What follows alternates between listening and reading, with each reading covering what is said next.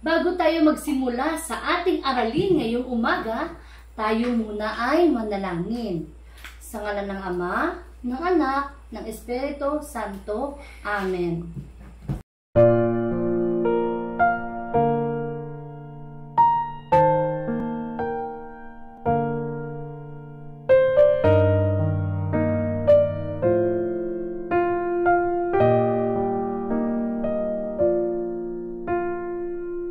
Panginoon, maraming salamat po sa araw na ito, sa panibagong araw na iyong ipinagkaloob upang kami ay matuto. Salamat po sa lahat ng biyaya, lalong-lalo na ang pagkakataong may pagpatuloy namin ang aming pag-aaral sa kabila ng mga pagsubok. Pagpalain at gabayan mo po ang aming klase at kaming mga mag-aaral upang malinang ang aming isipan at lubos na maunawaan ang mga aralin at magawa ng maayos at wasto ang lahat ng gawain. Gabayan at pagpalain mo rin po ang aming mga guro sa matyagang paghahatid sa amin ng mga leksyon at sa paggabay sa amin sa araw-araw. Ganoon din ang aming mga magulang sa patuloy na pagsuporta sa amin sa kabila ng mga kinakaharap naming pagsubok. Muli, maraming salamat po sa lahat. Ikaw ang aming sandigan at kalakasan. Amen. Magandang umaga! Kamusta na kayo? Mabuti at okay kayo. Halina't samahan niyo ako sa isa na namang masayang pag-aaral ngayong umaga. Pag-aralan natin ang mga salitang kilos o galaw. Ano nga ba ang ibig sabihin nito? Ang mga mag-aaral ay inaasahang natutukoy ang iba't ibang kilos tulad ng tumayo, umupo, tumalon, humaway at lumakad sa pamamagitan ng kilos na nasa larawan. Pangalawa, na ipapakita ang katuwaan at positibong saloobin habang ginagawa ang mga simpleng galaw kasama ang mga kaklase. Pangatlo, nakagagaya ng mga kilos tulad ng pag-upo, pagkaway, pagtalon sa pamamagitan ng sabayang laro o kilos sa larawan. Ang salitang kilos o galaw ay ang mga salitang nagpapakita ng kilos o galaw ng tao, bagay o hayop. Halimbawa, may mga ipapakita akong mga larawan. Babasahin natin ang kilos at gagamitin natin sa pangungusap. Naliligo. Ang bata ay naliligo. Nagsisipilyo. Si Ana ay nagsisipilyo. Naglalaro. Ang mga bata ay naglalaro sa parke. Naglalakad. Si Lino ay naglalakad. Naghuhugas. Si Mina ay naghuhugas ng kamay. Lumilipad.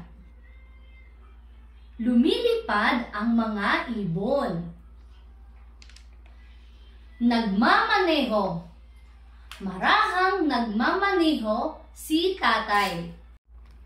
Tandaan natin mga bata na ang salitang kilos o galaw ay mga salitang nagpapakita ng kilos o galaw ng tao, bagay at hayop.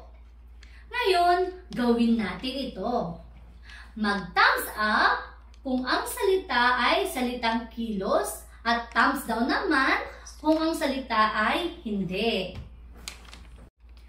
Unang larawan, Umiiyak. Thumbs up ba o thumbs down? Umiiyak si Ana. Ano ang inyong kasagutan? Tama! Thumbs up! Pangalawang larawan. Nagdidilig. Nagdidilig si Rico. Ito ba ay thumbs up o thumbs down? Tama ang inyong sagot mga bata. Ito ay thumbs up. Si Rico ay nagdidilig ng mga halaman. Pangatlong larawan. Bulaklak. Ito ba ay thumbs up o thumbs down? Tama, ito ay thumbs down. Ang bulaklak ay hindi kilos o galaw. Ito ay isang bagay. Pang-apat na larawan. Sumasayaw. Ito ba ay thumbs up o thumbs down? Tama, ito ay thumbs up. Sumasayaw si Ana. Sa panglimang larawan naman ay maganda. Thumbs up o thumbs down? Tama, ito ay thumbs down. Kasi ang salitang maganda, hindi ito kilos o galaw. Ito ay isang bagay lamang na ito ay naglalarawan sa isang tao na maganda. Narito naman ang mga karagdagang halimbawa ng mga kilos o galaw. Una, tumayo. Tumayo si Rico. Pangalawa, umupo. Umupo si Lolo. Pangatlo, tumalon. Tumalon sa kasiyahan si Ken. Pang-apat, kumakaway si Nanay bago siya umalis papuntang palengke. Sunod ay lumakad. Lumakad na si Ken papuntang paaralan. Paglalahad. Ang ating katawan ay may kakayahang gumalaw sa iba't ibang paraan. Ang mga kilos o galaw tulad ng paglakad, pagtakbo, pagtalon at pag-upo ay tumutulong sa atin sa pang-araw-araw na gawain. Ang bawat kilos ay mahalaga upang tayo ay makapaglaro, makapag-aral at makagawa ng mga simpleng gawain. Dapat tayong gumamit ng ating katawan sa tamang paraan upang maging malusog, masaya at ligtas. Narito naman ang inyong takdang aralin.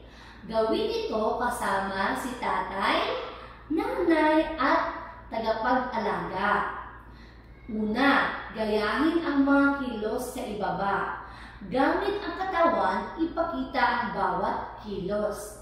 Lumakad, tumalon, umupo, tumakbo. Pangalawa, pumili ng 3 kilos mula na nasa itaas at ipagkwento kay nanay o tatay kung kailan mo ito ginawa sa araw-araw. Halimbawa, ako ay tumatalon kapag ako ay masaya. Pangatlo, i-drawing sa papel ang iyong sarili na gumawa ng isa sa mga kilos na ito. Hulayan ito ng maganda. Hanggang dito na lang ang ating aralin ngayong umagang ito. Maraming salamat po sa inyong pakikinig, nawa po ay may natutunan po kayo.